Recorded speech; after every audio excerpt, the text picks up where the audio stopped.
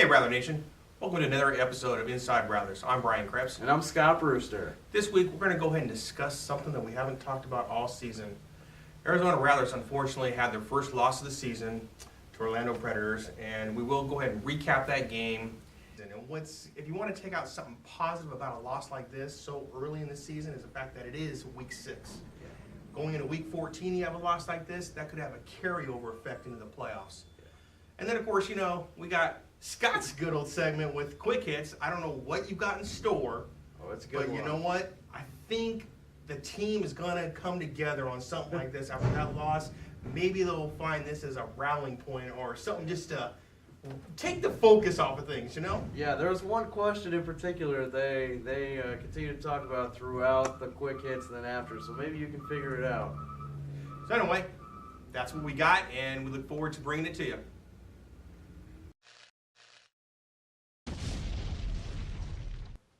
Let's go and recap the game against the Orlando Predators.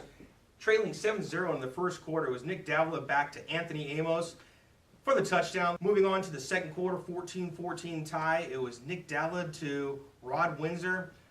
Poetry in motion. You can't say anything better about this combo. What was so special about this particular touchdown, it was the reception record-breaking legendary Hunky Cooper for that mark.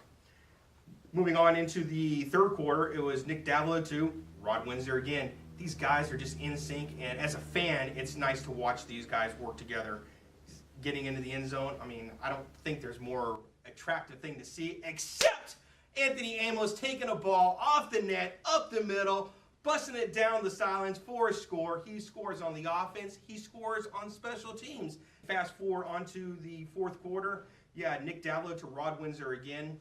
And then late in the game, we have Shane Boyd to Michael Simon, getting a big guy involved in the offense for the touchdown. I think a play like that can go ahead and add something special to the playbook. All right, Rattler Nation, you know what? My boy over here, he did a great job on quick hits last week. Can he top that? What do you think, Scott? What do you got in store for our fans? It could be funny, it could not be. No, it'll be funny. You guys should definitely check it out. Here it is. So, Chase, first question. You're playing Mario Kart. Who's your character? Oh, Mario, of course. And why is that? He's the main guy. You got to go with him, right? Mario Kart, I'll probably choose Bowser. I like Bowser. It's definitely how to be Luigi. That's my guy. What? Just because he's your guy, that's why you're picking him? I'm not that big of a Mario fan. I'm a Luigi fan, so if I can't get him, I'm going to come with Bowser. Mario. Yeah, go-to. Yep. Yoshi, all day. Why is that? Acceleration, good handling, good speed, well-rounded character. Okay, all right. And as you can tell, this is a 1-pound Snickers bar. So, Lou, could you finish this in 5 minutes? I think I could. It hurt later, but I think it's possible. Probably with some milk. Oh, easily. Easily. You got, like 8, maybe 10 of those little tiny bars? No, it's one giant 1-pound bar. Feel it. Oh, yeah, maybe not. This is a 1-pound candy bar? In 5 minutes? Yeah. I don't think I want to see the end result of me eating this in 5 minutes. To be honest, You want to feel it, or? it's a lot of chocolate, man. I really don't think so, but no, I don't think I can finish this in 5 minutes. That's a lot of chocolate, man. All right, and third and final question. You're on an island. What are the 2 things you're bringing with you? I'm taking toilet paper and water. I could find food.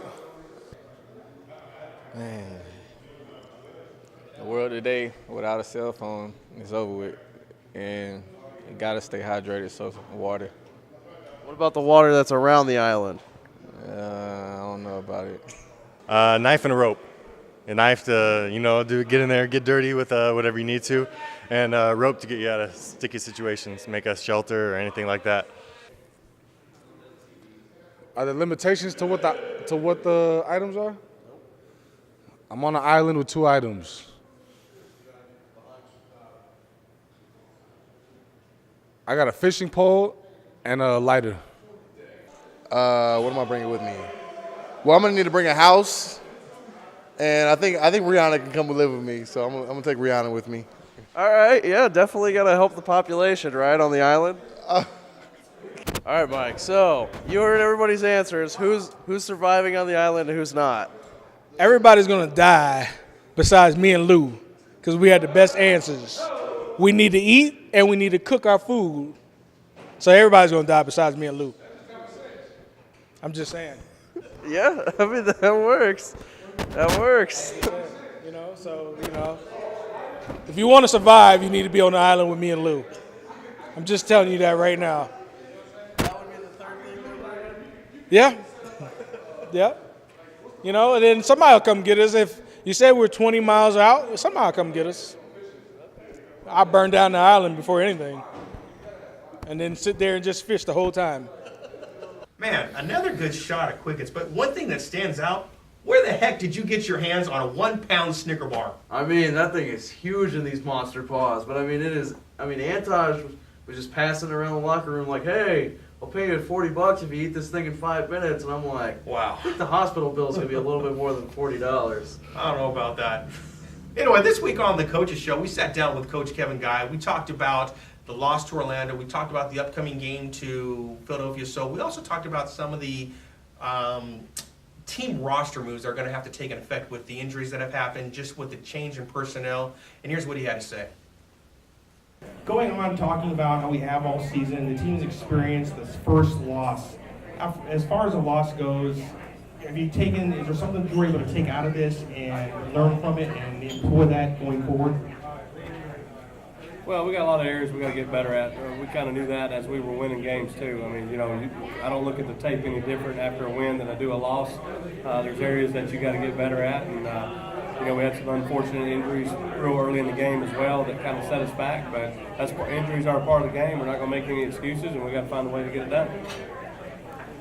Now, is it better to have a loss now in week 6 versus say week 14 or 15 so it doesn't have a carryover effect into the playoffs? Is it better to have a loss now in week 6 versus week 14 or 15 so that doesn't carry over into the playoffs? I don't know if there's ever a good time to have a loss. I agree with you that point. But at the end of the day, you chalk it up as a learning experience. And, like I said earlier, we don't watch the film any different after a win or a loss. We evaluate it the same way and try to get better in areas that we need to get better at. I do think sometimes it's good to have a little pain. And, we get to find out a little bit about ourselves now and see how we're going to respond with some adversity. Now, injuries and missed calls are all part of the game. Obviously, you don't like them, but they happen. When the referees are allowing the physical contact, the hand grabbing, is there something that you go out and tell your team that we need to adjust to there, or you just keep your same game plan? No, I think you got to adjust to how the game is going.